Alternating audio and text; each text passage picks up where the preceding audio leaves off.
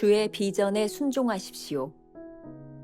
내가 네게 나타난 것은 곧 네가 나를 본 일과 장차 내가 네게 나타날 일에 너로 종과 증인을 삼으려 함이니. 사도행전 26장 16절. 바울이 다메섹 도상에서 본 비전은 그에게 아주 분명하고 확실한 방향을 주는 비전이었습니다. 바울은 하늘에서 보이신 것을 내가 거스르지 아니하였다라고 담대히 말했습니다. 주님이 강력하게 주신 말씀은 너의 모든 삶이 나에 의해 사로잡혀야 한다는 것입니다. 너는 너의 목적과 계획과 꿈이 있어서는 안 된다. 너는 내 것이다. 내가 너를 선택하였다. 거듭날 때 우리는 모두 비전을 갖게 됩니다. 또한 성령으로 충만하면 예수님께서 원하시는 주의 비전을 받게 됩니다. 중요한 것은 비전을 받았을 때 그 비전에 불순종해서는 안 된다는 점입니다. 또한 그 비전을 이루는 것이 불가능하다고 말해서도 안 됩니다. 하나님께서 이 세상을 구속하셨다는 것, 그리고 예수님께서 이루신 구원을 성령께서 깨닫게 하셨다는 것을 아는 것만으로 충분하지 않습니다. 개인적으로 하나님과 인격적 관계를 맺어야 합니다. 바울은 하늘에서 뚝 떨어진 어떤 메시지나 교리를 받아 선포한 것이 아닙니다. 그는 살아계신 주 예수 그리스도께 사로잡힌 가운데 주님과 아주 분명한 인격적 관계를 맺고 있었습니다. 주님은 놀라운 명령을 하십니다. 내가 너로 종과 증인을 삼으니라. 이 명령은 주님과의 인격적 관계 없이는 아무 의미가 없습니다. 바울은 주님께 인격적으로 헌신한 것이지 어떤 명분에 헌신한 것이 아닙니다. 그는 완벽하게 주님의 것이었습니다. 다른 비전을 본 적이 없으며 다른 것을 위해 산 적이 없습니다. 내가 너희 중에서 예수 그리스도와 그가 십자가에 못 박히신 것 외에는 아무것도 알지 아니하기로 작정하였음이라. 1월 24일 김병삼 목사의 매일 만나 365 24번째 묵상입니다. 오늘 묵상의 제목은 주의 비전에 순종하십시오. 오늘 역시 두 개의 주제를 가지고 함께 나누어 보도록 하겠습니다. 첫 번째, 부르심에 대한 합당한 반응. 사도행전에는 여러 차례 하나님이 자신을 부르시는 소명에 대하여 사도 바울이 설교하는 장면이 나옵니다. 오늘 말씀도 바로 아그리빠 왕 앞에서 사도 바울이 자신을 변호하며 했던 설교 말씀입니다. 챔버스는 사도 바울의 설교를 통해 우리가 주님의 부르심 앞에서 어떻게 해야 하는지를 말하고 있습니다. 묵상글을 좀 나누겠습니다.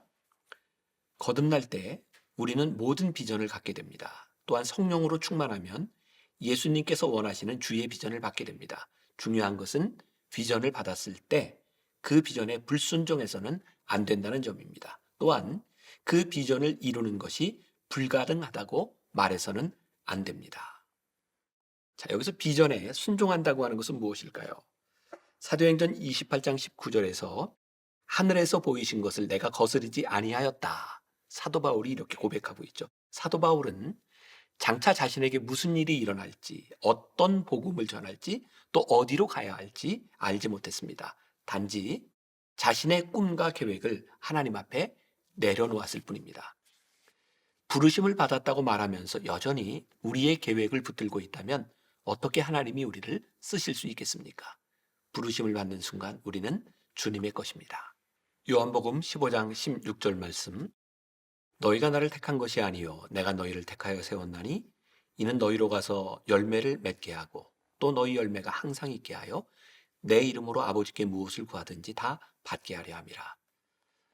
사도 바울 역시 다메섹에서 부르심을 받은 이후 주님과의 개인적인 관계로 들어갑니다. 아라비아에서 3년을 머물며 주님과 함께한 시간을 통해 다음 부르심으로 인도함을 받게 되는 것이죠. 여기서 중요한 것은 주님께서 사도 바울을 부르시는 순간 어떤 메시지나 설교나 사역지를 주신 것이 아니라 깊은 교제 속에서 인도하셨다는 겁니다. 부르심에서 가장 중요한 것은 깊은 교제 속으로 들어가는 것입니다. 챔버스가 자주 하는 말이죠. 하나님께서 우리를 부르시는 사역의 비전은 어떤 일이 아니라 예수 그리스도라는 것을 말입니다. 우리는 주변에서 종종 은혜를 체험하고 뜨겁게 열정에 차 있던 사람들이 하나님의 일을 하다가 실족하는 경우를 봅니다. 하나님의 일을 하다가 실족하여 하나님을 떠나는 것이죠. 그래서 오늘 사도 바울이 이야기하는 것은 어떤 일이 아니라 예수 그리스도와의 관계 속으로 들어가라는 것입니다. 고린도전서 2장 2절은 바로 그런 사도 바울의 고백입니다. 내가 너희 중에서 예수 그리스도와 그가 십자가에 못 박힌 것 외에는 아무것도 알지 아니하기로 작정하였습니다. 무엇이 중요한지를 이야기하고 있죠. 오스왈드 챔버스의 순종에 나오는 아주 재미있는 이야기입니다. 신혼 초 챔버스는 그의 아내 비디와 함께 미국에서 복음을 전하고 돌아오게 됩니다. 영국으로 돌아오는 배에서 있었던 일입니다. 하나님을 신뢰하고 다음 일을 행하라. 지금 가장 가깝게 해야 할 일은 무엇이 있을까? 챔버스는 이렇게 말합니다. 낮잠을 자는 일이다. 그는 담요를 두르고 눈을 감고 잠이 들었습니다. 비디는 그를 바라보며 미소를 짓더니 나의 사랑이라고 속삭였습니다. 조금 오글오글한 이야기죠. 여기서 제가 흥미롭다고 하는 것은 이런 거였어요. 챔버스, 그 믿음에서 하나님을 신뢰하는 사람이 하나님을 신뢰하고 했던 그 다음 일이 뭐냐면 낮잠을 자는 일이다. 하나님을 신뢰했기 때문에 낮잠을 잘 수 있는 일, 저는 이게 굉장히 중요한 일이라고 생각하거든요. 하나님을 신뢰하며 당신이 지금 할 수 있는 일. 우리가 기억해야 될 김병삼 목사의 한 줄 노트. 하나님의 부르심 앞에서 우리는 전적으로 순종하며 그분과의 친밀한 관계 속으로 들어가야 합니다. 두 번째 주제, 인격적인 관계에 대하여. 오늘 본문 말씀에 보면 내가 너로 종과 증인을 삼으리니 라는 구절이 있습니다. 챔버스는 이 부분을 이렇게 해석하고 있습니다. 사도 바울을 향한 주님의 부르심은 어떤 메시지나 교리의 선포가 아니라 살아계신 하나님과의 인격적인 관계 속으로 들어가는 순간이었다고 말이죠. 묵상집에 나오는 글입니다. 내가 너로 종과 증인을 삼으리라. 이 명령은 주님과의 인격적 관계 없이는 아무 의미가 없습니다. 바울은 주님께 인격적으로 헌신한 것이지 어떤 명분에 헌신한 것이 아닙니다. 그는 완벽하게 주님의 것이었습니다. 인격적으로 헌신한다는 것은 어떤 의미일까요? 전적으로 하나님을 신뢰하는 것이죠. 하나님을 신뢰하는 순간 바울은 자신의 계획을 따라 움직이는 사람이 아니라 하나님의 인도하심에 순종하는 사람이 됩니다. 이제 사도 바울에게 중요한 것은 명분이 아니라 하나님과의 인격적인 관계라는 것이죠. 누군가와 시간을 많이 보내면 그 사람의 꿈이 무엇인지를 알게 됩니다. 매일 하나님과 대화하면 우리는 우리를 향한 하나님의 꿈을 이해하기 시작합니다. 잔 존슨이라는 사람이 하나님의 임재를 즐기는 법이라는 책에서 허드슨 테일러의 이야기를 하고 있습니다. 중국에 선교사를 간 허드슨 테일러가 1847년 고국인 영국으로 돌아오게 되는데 그때 허드슨 테일러는 몸이 아주 아파서 걸을 수도 움직일 수도 없는 그런 상황이었다고 합니다. 침대에 누운 채 머리맡에 달린 줄을 잡고서야 간신히 옆으로 몸을 움직일 수 있는 그런 상태. 그 허약한 상태 이 시기를 지나며 테일러는 하나님을 묵상하며 이런 질문을 던졌다 그래요. 다음에는 무엇을 할까요? 주님께서 제게 원하시는 꿈은 무엇인가요? 이 세상을 향한 주님의 사역 중에서 제가 감당해야 될 부분은 무엇일까요? 이 고통의 시간 가운데 주님과 친밀한 관계를 쌓았던 테일러는 하나님이 사랑하시는 사람, 하나님의 꿈을 향해 다시 나아가게 됩니다. 제가 오늘까지 한 번도 여기서 같이 찬양해 본 적이 없는데 이 말씀을 묵상하다가 생각난 찬양이 하나 있습니다. 원하고 바라고 기도합니다 라고 하는 찬양인데 이런 가사가 있죠. 하나님의 꿈이 나의 비전이 되고 예수님의 성품이 나의 인격이 되고 성령님의 권능이 나의 능력이 되길 원하고 바라고 기도합니다. 하나님의 꿈이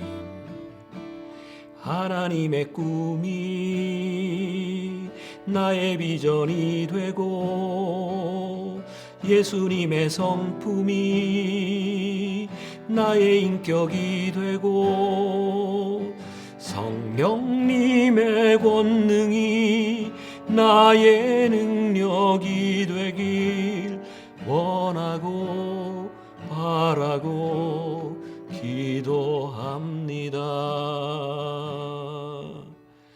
원하고 바라고 기도합니다. 그런 얘기 많이 들으셨죠? 가사의 은혜 받으시기 바랍니다. 원하고 바라고 기도합니다. 우리가 주님의 종과 증인으로 인격적인 관계를 맺고 순종하기 시작할 때 우리의 계획과 의지 그리고 비전은 순종하는 삶의 장애가 될 뿐이라는 것을 기억해야 합니다. 자, 우리가 기억해야 될 김병삼 목사의 한 줄 노트. 주님과 인격적인 관계 속으로 들어가 순종하기 시작하면 우리의 계획, 의지, 비전은 순종하는 삶의 걸림돌이 될 수도 있습니다. 이제 이런 질문으로 하루를 살아볼까요? 우리에게는 주님이 주시는 비전이 있습니까? 그 비전을 이루기 위해 내가 내려놓아야 하는 나의 계획은 무엇입니까? 짧은 기도로 묵상을 마무리합니다. 주님, 제가 제일 좋아하는 꿈이 무엇인지 아시지요? 제 자신의 삶을 장악하려는 꿈과 다른 사람들을 다스리려는 꿈입니다. 주님은 이 꿈을 흩어버리십니다. 그런 다음 그 꿈과는 비교할 수 없이 좋은 것을 주십니다. 주님께서 저를 다스리시는 비전, 주님께서 저를 구속하시는 비전, 기도합니다. 제 마음에서 불신앙을 없애주시고 주님의 자비로서 믿음을 주소서. 아멘.